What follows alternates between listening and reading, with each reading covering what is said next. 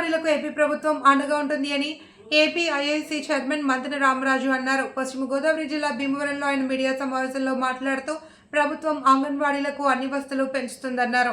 అంగన్వాడీల్లో గత 70% హాజరు ఉంటే ఇప్పుడు 90% హాజరు ఉండాలి అని, అంగన్వాడీలలో స్టాండర్డ్స్ బాగుంటే పిల్లల లైఫ్ బాగుంటుందన్నారు. అందరికీ కూడా ఆయాల్ని ఏర్పాటు చేయడంలో కానీ, అదేవిధంగా అంగన్వాడీకి సంబంధించినటువంటి మౌలిక వసతులు, ఈ టాయిలెట్స్ కానీ, వాళ్ళకి సంబంధించినటువంటి టీవీస్ కానీ, అట్లాగే అన్ని రకాల వసతులు పెంచడం జరుగుతూ ఉంది.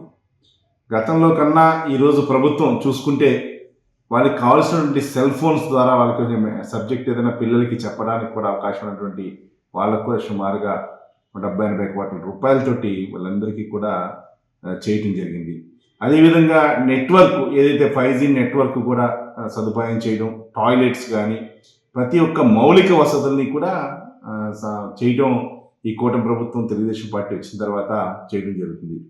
ముందరగా ఎందుకంటే అంగన్వాడీ స్ట్రెంత్ ఉంటేనే రాబోయే రోజుల్లో పిల్లలు వృద్ధి ఉంటుంది. అక్కడ కావాల్సినటువంటి వాళ్ళకి ప్రోటీన్ ఫుడ్స్ కానీ, లేకపోతే మంచి క్వాలిటీ ఫుడ్ పెడితేనే కానీ వాళ్ళకి అంగన్వాడీలో బేసిక్గా గ్రామాల్లో వారందరూ కూడా ఉపాధి కోసం పనులకు వెళ్ళడం జరుగుతుంది. దగ్గరలో ఉన్నటువంటి 2-3 కిలోమీటర్ల తల్లిదండ్రులు పనికి వెళ్ళినప్పుడు ఆ పిల్లలు చదువు బాధ్యత అంగన్వాడీస్ తీసుకుంటాయి. అంగన్వాడీలో స్ట్రెంత్ బాగుండి వారి యొక్క స్టాండర్డ్స్ బాగుంటే పిల్లల యొక్క లైఫ్ కూడా లాంగ్ లైఫ్లో రేపొద్దున ఎలిమెంటరీ స్కూల్కి వెళ్ళిన తర్వాత, హై స్కూల్కి వెళ్ళిన తర్వాత, ఇంటర్మీడియట్ చదువుకున్నా కూడా మీ బేసిక్గా అంగన్వాడీస్ని స్ట్రెంథెన్ చేయడానికి తెలుగుదేశం ప్రభుత్వం ఇంకా ముందరకు తీసుకెళ్తుంది, కూటమి ప్రభుత్వం. అదేవిధంగా గతంలో 70% మాత్రమే హాజరుండేది. ఈరోజు 90%కి తీసుకువచ్చినటువంటి ఘనత తెలుగుదేశం ప్రభుత్వంది. కాబట్టి రాబోయే రోజుల్లో అంగన్వాడీకి ఈ కూటమి ప్రభుత్వం ఇంకా సపోర్ట్గా ఉంటుందని చెప్పి